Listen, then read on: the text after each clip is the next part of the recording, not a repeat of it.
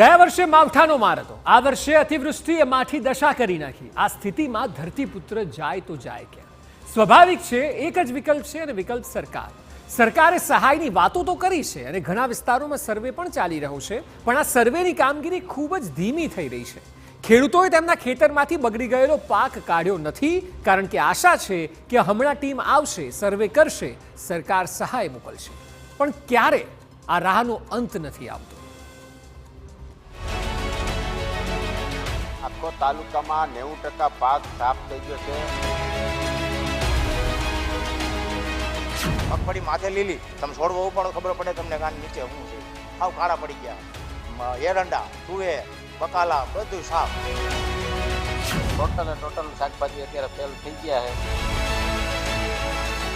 એ સર્વેની લાલ છે, એ લોકો ત્યાં સુધીમાં ખેતી નથી કરતા, નવું વાવેતર નથી। આ રાજકોટ જિલ્લાના ખેડૂતોની વ્યથા છે।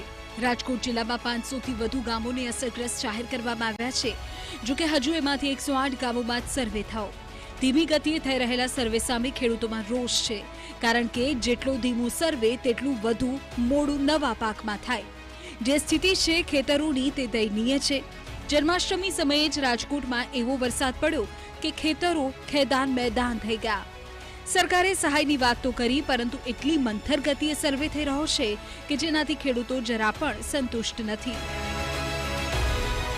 કપાસ તો અમુક તો હાવ સુકાઈ ગયા છે। મગફળીમાં નીચે તમે જોવો ને તો લોચામાં ફૂગ બગડી ગઈ છે, કાળા પોપટા પડીને સુકાઈ ગયા બધા। મગફળી માથે લીલી, તમે છોડવો ઉપાડો ખબર પડે તમને કાન નીચે શું છે, હાવ કાળા પડી ગયા છે। એરંડા, તુવેર, બકાલા બધું સાફ। પણ કોઈ લોકો સર્વે આમાં 2 જણાને મોકલા છે, 2 ટીમો 9 ગામડા આપ્યા છે અને એક ખાતું લેવાનું। હવે તમે વિચાર કરો, 10 ખાતા લઈએ ને ત્યાં હાઈન પડી જાય। હવે એ 500 ખાતા હોય ગામમાં, કેટલો ટાઈમ લાગે? પણ માનો કે અમારા કસ્તુરબા ધામ ગામમાં 450 ખેડૂત ખાતેદારો છે। હવે અત્યારે જે સર્વે ચાલુ છે એમાં હવે 20 જણાનો માંડ એક દિવસમાં એ લોકો ફોટા પાડીને સર્વે કરી શકશે। તો અમારે એકલે ત્રંબાને જ ખાલી 20 દિવસ થાય, તો એવા એમના જે સર્વેયર છે એમના પાસે 9 ગામ છે, તો આ સર્વે કરતાં ઓછામાં ઓછો સમય 6 મહિના નીકળી જાય। તો આ સર્વેનો પછી આગળની કાર્યવાહી શું સર્વે કરીને યોગ્ય વળતર ખરા મળવા પાત્ર? તાલુકામાં 90% પાક સાફ થઈ ગયો છે અને જે ધીમી ગતિએ સર્વે થાય છે, 6 મહિને સર્વે ન થાય અને સર્વેમાં આ લોકો ક્યારે એને વળતર આપશે, સર્વે ક્યારે કરશે? આ અત્યારે ખેડૂતોની મશ્કરી સમાન કામગીરી સરકાર કરી રહી છે। કલેક્ટર જણાવે છે કે 108 ગામનો સર્વે થઈ ગયો છે, પણ અત્યારે રાજકોટ જિલ્લામાં 600 ગામડા છે, તો 600 ગામડામાં દરેક ગામમાં એવરેજ 200 થી 300 ખાતેદાર છે, તો આ સર્વે ક્યારે થઈ શકે? એટલે અમારી માંગણી એવી છે કે તાત્કાલિક આખા તાલુકાના જિલ્લાને અસરગ્રસ્ત જાહેર કરી, પેકેજ જાહેર કરી અને તાત્કાલિક ખેડૂતને વળતર આપે, જેથી કરીને ખેડૂત એનો માલ કાઢીને નવો માલ વાવી શકે। રાજકોટ જિલ્લાની વાત કરવામાં આવે તો 6845 હેક્ટરમાં 33%થી વધુ નુકસાન થયું છે। આંકડામાં ગણીએ તો અંદાજે 5.5 કરોડનું નુકસાન થયું છે। 500 જેટલા ગામોને અસરગ્રસ્ત જાહેર કરાયા છે। હજુ સુધી 108 ગામોમાં જ સર્વે થયો છે અને 57 જેટલી ટીમો સર્વે કરી રહી છે, પરંતુ આ સર્વેની કામગીરી ખૂબ જ ધીમી થઈ રહી છે। ખેડૂતોને નુકસાન પણ ભારે છે।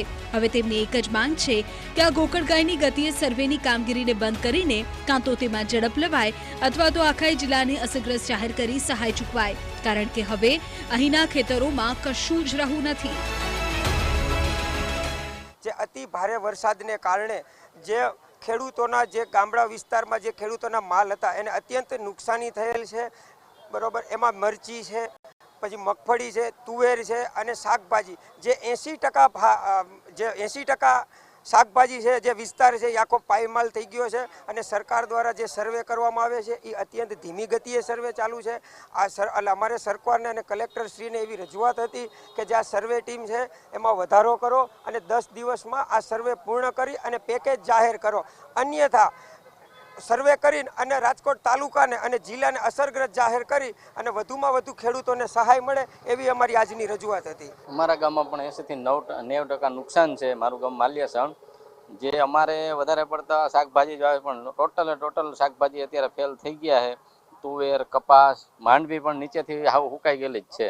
એટલે એવી ચર્ચા થઈ કે ભાઈ આપણા રાજકોટ જિલ્લામાં ખેડૂતોને બહુ તકલીફ થઈ છે, બહુ નુકસાન થઈ છે, અને જે અત્યારે સરકારના આદેશ મુજબ સર્વે કામ ચાલુ થયું છે ખેડૂતને નુકસાનીનું, એ હજી ધીમી ગતિએ કામ ચાલુ છે. હવે ખેડૂતો બે બાજુ ફસાણા છે કે માલ ખરાબ થઈ ગયો, જમીનમાં કાંઈ જે વાવેતરમાં ઉત્પાદન જ નથી આવે, એમને ઝીરો થઈ ગયું છે, એ સર્વેની લાઈલ છે, એ લોકો ત્યાં સુધીમાં ખેતી નથી કરતા, નવું વાવેતર નથી કરી શકતા. એટલે મારું સરકારને એ કહેવાનું થાય છે કે તાત્કાલના ધોરણે તમને ખબર જ છે કેટલી નુકસાન છે, તમે ટીવી જોવો છો, મીડિયા જોવો છો, અને હાલની સ્થિતિ સરકારે વરસાદના આંકડા જાહેર કરી દીધા છે. તો આ તમારે ગામ દીઠ 2 થી 4 ગામ કે તમે કોઈ પણ સર્વે નંબર નક્કી કરો કે ભાઈ આ 4 ગામનો સર્વે કરી આ 4 ખેડૂતને મળી અને એનો જે નિર્ણય આવે એ બધાનો એક જ સરખો ગામમાં નિર્ણય છે કે આ આખું ગામ પૂરું જ થઈ ગયું છે વાવેતરમાં. તો એ રીતે તાત્કાલ કરો એટલે ખેડૂતો અત્યારે જે નિષ્ફળ પાક ગયો છે એના આવતા સમયમાં પાછો કાંઈક મળે, નહીતર શું થાય કે વાવેતરમાં મોડું થશે અને સરકારની યોજનાનો લાભ લેવા માટે અટાણે ખેડૂતો એનું કામ નથી કરી શકતા અને કાંઈ મળે એમ નથી.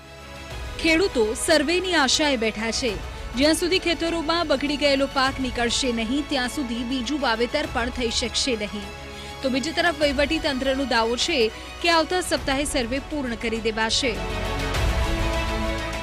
અત્યાર સુધી જે રાજકોટ જિલ્લામાં પાક નુકસાનીનો સર્વે છે એ 108 ગામોમાં પૂર્ણ થયું છે, જેમાં લગભગ 5.5 કરોડ રૂપિયા જેટલાનું નુકસાન પ્રથમ દૃષ્ટ્યા જણાઈ આવે છે.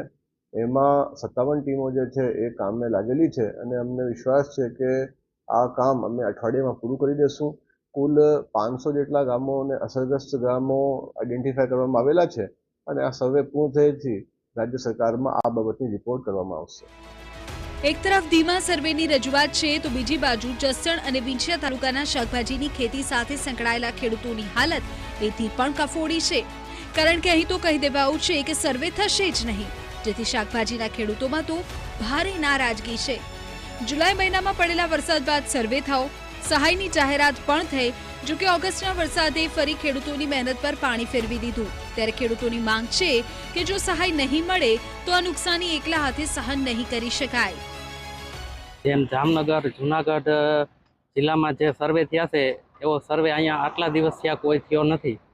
તો સરકારને વિનંતી કે યોગ્ય સર્વે કરે અને ખેડૂતોને યોગ્ય વળતર ચૂકવે, ધ્યાન ઉપર લે. મારું ખુદનું 13 વીઘાનું વાવેતર છે, જેમાં 2.5 લાખનો ખર્ચો કરી નાખ્યો છે કે જે આ બકાલાના વાવેતરમાં ખર્ચાળ કહેવાય અને ખર્ચાઈ બહુ થાય અને બધો પાક નિષ્ફળ ગયો છે. સતત 2 મહિના સુધી વરસાદ પડ્યો અને પુષ્કળ નુકસાની વેરતો ગયો. હવે આગેવાનો કૃષિ વિભાગને પત્ર લખી ખેડૂતો સામે જોવા રજૂઆત કરી રહ્યા છે. ખેડ, ખાતર, રોપા, બિયારણ અને પિયત માટે વીઘાએ 15 થી 20 હજાર રૂપિયાનો ખર્ચો કરી અને આજે એમને બહાર કાઢવાનો મતલબ છે એનો સંપૂર્ણ પાક છે નાશ પામ્યો છે. તો એમને તાત્કાલિક ધોરણે એનો સર્વે કરી અને આ ખેડૂતોને વળતર આપવું જોઈએ કે જે શિયાળુ પાક માટે છે અથવા આગામી નવા પાકના વાવેતરમાં એમને આપણે ઉપયોગી થઈ શકીએ. એક તરફ ધીમા સર્વેની ફરિયાદ, બીજી તરફ સર્વે થતો જ નથી તેની રામાયણ. ખેડૂતોની હાલત આ વખતે વરસાદમાં સૌથી વધુ ખરાબ થઈ છે. કારણ કે ખેતરોમાં જે વાવ્યું હતું તે રહ્યું નથી અને નુકસાન એટલું છે કે ફરી બેઠા થવાની તાકાત પણ રહી નથી. ત્યારે એક જ આશરો છે સરકારી સહાય, જે ક્યારે મળશે તે મોટો સવાલ છે. સર્વેની કામગીરી તો કરવામાં આવી રહી છે, પરંતુ ખૂબ જ ગોકળગાયની ગતિએ આ કામગીરી છે તે કરવામાં આવી રહી છે, જેથી કરીને ખેડૂતોને ભારે હાલાકી છે. અત્યારે ખેડૂતોનો બંને બાજુથી મરો છે, કારણ કે એક તરફ જે પાક બગડી ગયો છે અને તેને કારણે સર્વેની જે સરકારી સહાયની ખેડૂતો રાહ જોઈ રહ્યા છે, અને બીજી તરફ આ સહાય છે, આ સર્વે છે તે મોડો થઈ રહ્યો છે, તેને કારણે બીજું ઉત્પાદન છે, બીજું વાવેતર છે તે પણ ખેડૂત નથી કરી રહ્યા, તેને કારણે પણ ભારે હાલાકી છે તે પડી રહી છે. સરકાર સર્વેના દાવા કરી રહી છે, પરંતુ આ સર્વેની કામગીરી છે તે ખૂબ જ ઝડપથી થાય તેવી ખેડૂતોની માંગ છે. કેમેરા પર્સન ભાવેશ લશ્કરી સાથે મોહિત ભટ્ટ, TV9 રાજકોટ.